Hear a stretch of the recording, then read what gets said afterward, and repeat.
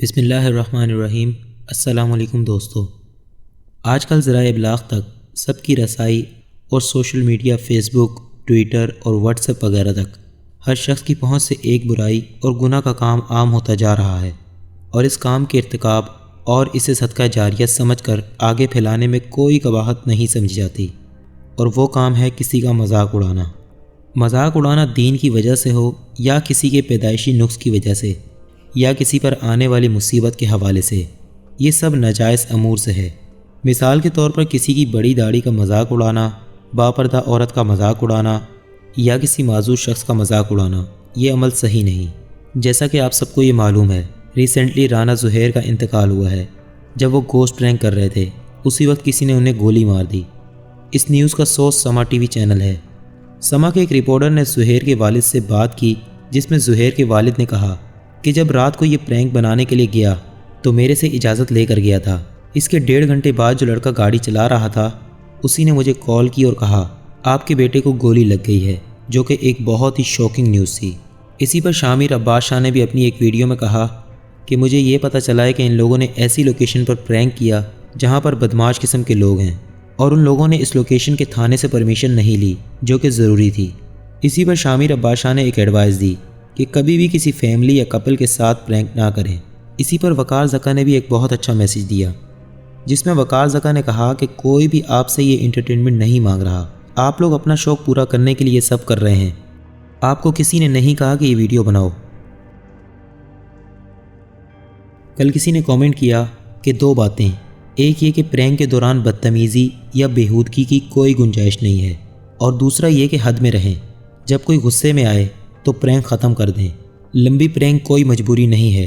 افسوس اور معذرت کے ساتھ جو لوگ اس ویڈیو پر ماں بہن کی گالیاں دے رہے ہیں، اس سے کسی کو کوئی فرق نہیں پڑے گا، بلکہ آپ اپنی تربیت بتا رہے ہیں جہاں آپ یہ گالیاں کامنٹ میں لکھ رہے ہیں۔ اگر آپ اس کی جگہ مرنے والے کے لیے مغفرت کی دعا کریں تو زیادہ بہتر ہوگا۔ اور جو لوگ یہ کامنٹ کر رہے ہیں کہ وہ تو ہمارے چہرے پر مسکراہٹ لانے کے لیے یہ سب کر رہا تھا، تو ان سب کے لیے یہ حدیث ہے، ذرا غور سے سنیے گا۔ اس حوالے سے قرآن و سنت کی تعلیمات کیا ہیں، آئیے ان کا جائزہ لیتے ہیں۔ مذاق اڑانے والے گناہ گار اور ظالم لوگ ہیں اگر توبہ نہ کریں۔ اے ایمان والو، مرد دوسرے مردوں کا مذاق نہ اڑائیں، ممکن ہے کہ یہ ان سے بہتر ہوں، اور نہ عورتیں عورتوں کا مذاق اڑائیں، ممکن ہے کہ یہ ان سے بہتر ہوں، اور آپس میں ایک دوسرے کو عیب نہ لگاؤ، اور نہ کسی کو برے لقب دو، اور جو توبہ نہ کریں وہی ظالم لوگ ہیں۔ آئیے جانتے ہیں مذاق کے آداب قرآن و حدیث کی روشنی میں۔ نمبر 1، شریعت کے ساتھ مذاق نہ ہو۔ احکام شریعت یا دین سے نسبت رکھنے والے امور کا مذاق نہ پایا جائے، جیسے نماز، قرآن، روزہ، داڑھی اور حجاب وغیرہ سے متعلق لطیفے سنانا یا پھیلانا۔ اللہ رب العزت کا قرآن مجید میں فرمان ہے، وہ منافقین کہتے ہیں کہ ہم تو صرف آپس میں مذاق کر رہے تھے، وقت گزاری اور تفریح کے لیے۔ تو آپ صلی اللہ علیہ وآلہ وسلم ان سے کہہ دیجئے کہ اللہ اور اس کی آیتیں، شعائر اسلام اور اس کا رسول ہی تمہارے ہنسی مذاق کے لیے رہ گئے ہیں۔ نمبر 2، جھوٹ کا سبب نہ بنے۔ رسول اللہ صلی اللہ علیہ وآلہ وسلم کا ارشاد ہے، کوئی بھی اس وقت تک پکا مومن نہیں ہو سکتا جب تک وہ جھوٹ کو نہ چھوڑ دے، چاہے مذاق ہی میں کیوں نہ ہو۔ نمبر 3، ڈرانے یا ستانے کا سبب نہ بنے۔ کسی ہتھیار یا خوفناک چیز سے ڈرانا، کسی قیمتی یا ضرورت کی چیز کو چھپا کر ستانا اور پریشان کرنا۔ رسول اللہ صلی اللہ علیہ وآلہ وسلم نے فرمایا، کسی بھی مسلمان کے لیے مذاق میں بھی جائز نہیں ہے کہ وہ اپنے بھائی کو ڈرائے۔ نمبر 4، کسی مسلمان کی تحقیر کا سبب نہ بنے۔ کسی کے استعمال کی چیز، شکل و صورت، بول چال، نام و نسب کا مذاق اڑانا یا پھر اس کی نقل اتار کر اسے مذاق بنانا۔ رسول اللہ صلی اللہ علیہ وآلہ وسلم کا ارشاد ہے، کسی مسلمان کے برے ہونے کے لیے یہ بات کافی ہے کہ وہ دوسرے مسلمان کی تحقیر کرے۔ ہر مسلمان پر دوسرے مسلمان کی جان و مال اور عزت آبرو کو حرام کر دیا گیا ہے۔ نمبر 5، کسی کے عیب بیان کرنے اور طعنے کا سبب نہ بنے۔ کسی کے راز جاننے کی کوشش کرنا اور پھر اسے دوسروں کے درمیان بیان کرنا تاکہ اس کا مذاق بنایا جائے یا پھر اسے طعنے دیے جائیں۔